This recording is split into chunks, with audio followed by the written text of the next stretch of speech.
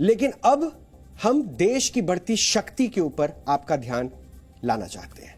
हम आपको आज की सबसे शक्तिशाली तस्वीर दिखाते हैं जो जर्मनी से आई है। इन तस्वीरों में आपको अमेरिका के राष्ट्रपति जो बाइडेन भारत के प्रधानमंत्री नरेंद्र मोदी से हाथ मिलाने के लिए काफी बेचैन दिखाई देते हैं। जर्मनी में आज G7 देशों के एक समिट का आयोजन हुआ जिसके लिए सभी देशों के राष्ट्राध्यक्षों ने एक ग्रुप फोटो खिंचवाई और इस दौरान प्रधानमंत्री मोदी कनाडा के प्रधानमंत्री जस्टिन ट्रूडो के साथ खड़े होकर उनसे बात कर रहे थे। लेकिन तभी जो बाइडेन प्रधानमंत्री मोदी की तरफ आए, उनके कंधे पर हाथ रखकर उनसे कुछ कहा। इसके बाद प्रधानमंत्री मोदी ने पीछे मुड़कर उनसे हाथ मिलाया और इस दौरान दोनों नेताओं के बीच बात भी हुई। ये तस्वीरें अंतर्राष्ट्रीय मंच पर भारत की नई शक्ति के बारे में बताती है। मोदी दुनिया के इकलौते ऐसे नेता हैं जिनके पीछे 140 करोड़ लोग खड़े हैं और उन्होंने दुनिया के सबसे बड़े लोकतांत्रिक देश में एक बार नहीं बल्कि 2 बार पूर्ण बहुमत से चुनाव जीतकर सरकार बनाई है। यानी आज प्रधानमंत्री मोदी का स्टेटस सबसे बड़े और मजबूत ग्लोबल लीडर का है और वो दूसरे देशों के बीच स्वीकार्य भी है। इससे आप कुछ और तस्वीरों से भी समझ सकते हैं क्योंकि मोदी और कनाडा के प्रधानमंत्री जस्टिन ट्रूडो के बीच भी आज पक्की दोस्ती दिखाई दी। दोनों नेताओं ने समिट से पहले और समिट के बाद काफी देर तक बात की। इसके अलावा फ्रांस के राष्ट्रपति इमानुएल मैक्रों और प्रधानमंत्री मोदी ने समिट से पहले एक दूसरे से काफी लंबी चर्चा की और इस दौरान दोनों नेता के बीच एक शानदार पर्सनल केमिस्ट्री भी देखने को मिली।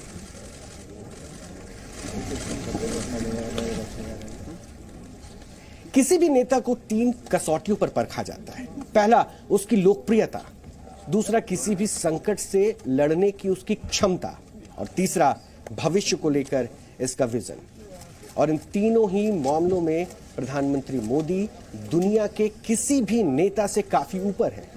जब पूरी दुनिया कोविड से संघर्ष कर रही थी उस वक्त प्रधानमंत्री मोदी के नेतृत्व कौशल ने उन्हें दुनिया भर में ग्लोबल लीडर के तौर पर स्थापित किया। कोविड मैनेजमेंट को लेकर उनकी नीतियों और वैक्सीन को लेकर सरकार के प्रयासों ने उनकी विश्वसनीयता को और भी बढ़ा दिया और आज G7 देशों के समिट में भारत खास मेहमान के तौर पर उपस्थित था। G7 यानी ग्रुप 7 असल में दुनिया के 7 अमीर देशों का एक समूह है जिसमें Britain, Canada, France, Germany, Italy, Japan और अमेरिका शामिल है। लेकिन इस बार के समिट में भारत को विशेष तौर पर आमंत्रित किया गया था। इस समिट में जलवायु परिवर्तन, स्वास्थ्य और खाद्य संकट को लेकर चर्चा हुई और रशिया और यूक्रेन के मुद्दे पर भी इन देशों ने अपना पक्ष रखा। हम आपको समिट के कुछ शानदार हाइलाइट्स दिखाते हैं।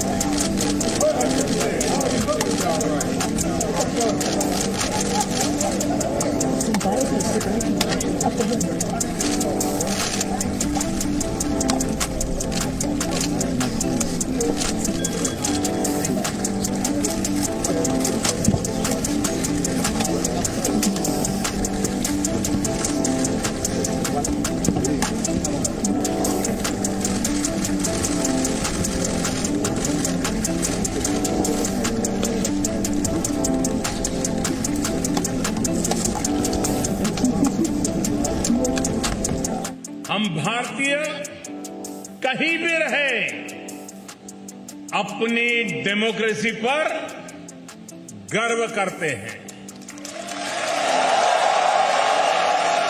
साथियों, आने वाली पीढ़ियों के लिए आज का नया भारत नई विरासत बनाने पर काम कर रहा है। G7 शिखर सम्मेलन का आज दूसरा दिन है। हमने कल देखा प्रधानमंत्री ने एक तरफ से मुलाकात करी जो डायस्पोरा है उनके साथ, और एक तरफ से एक इंपॉर्टेंट कंपोनेंट रहता है प्रधानमंत्री की विदेशी दौरों को लेकर। तो इस बार भी हमने देखा म्यूनिक में एक तरफ से भव्य स्वागत करा गया प्रधानमंत्री का, और अब फोकस है हार्ड डिप्लोमेसी का G7 शिखर सम्मेलन को लेकर, और उसके बाद जब प्रधानमंत्री का दौरा होगा UAE में।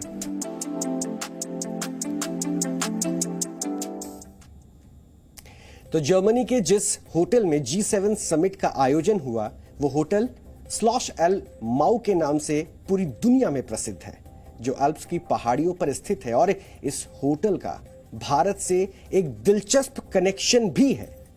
इस होटल में भगवान गणेश के नाम पर एक रेस्टोरेंट है, और इसके अलावा इस होटल की दीवारों पर हाथियों की आकृतियां बनी हुई हैं, और यहां योग और अध्यात्म के लिए जो केंद्र बने हुए हैं उनमें भारतीय संस्कृति साफ झलकती है। जैसे एक वेलनेस सेंटर का नाम है जीवन मुक्ति योग स्टूडियो। इसके अलावा शांतिगिरी स्पा और आनंद स्पा रेस्टोरेंट भी यहां पर मौजूद है। और इस होटल से जुड़ी एक दिलचस्प बात यह भी है कि यहां एसी नहीं लगे हैं, क्योंकि इस होटल में पर्यावरण को ध्यान में रखते हुए चीजों की व्यवस्था की गई है। तो यह खास है इस होटल में।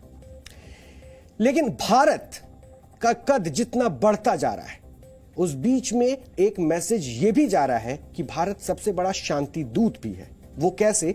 तो जरा इसे देखिए, क्योंकि वैश्विक राजनीति में भारत की ताकत को आप इस खबर से अच्छे से समझ सकते हैं।